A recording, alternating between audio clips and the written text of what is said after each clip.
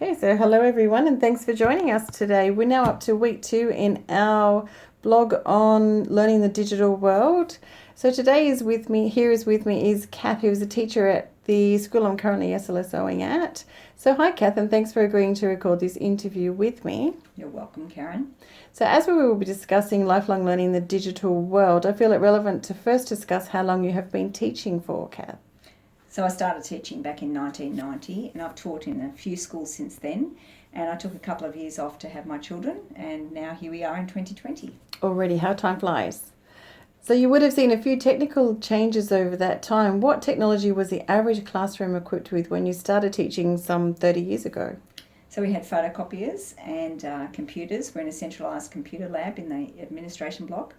We certainly didn't have any computers in the classroom, but we did have overhead projectors that we could use, and also, if you needed it, you could use a Gestetner machine, which provided carbon copies of the worksheets.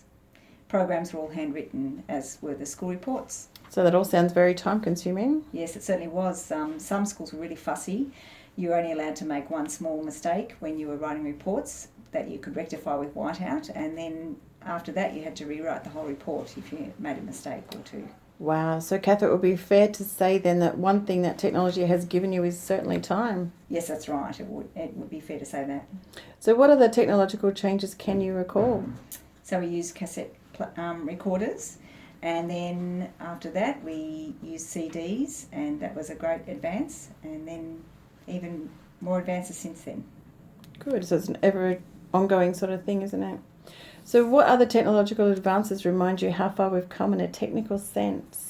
So when interactive whiteboards were introduced, I was coming back from maternity leave, so that was difficult going into classrooms as a casual teacher, because I was always worried I might break the whiteboard or write on it with a texter.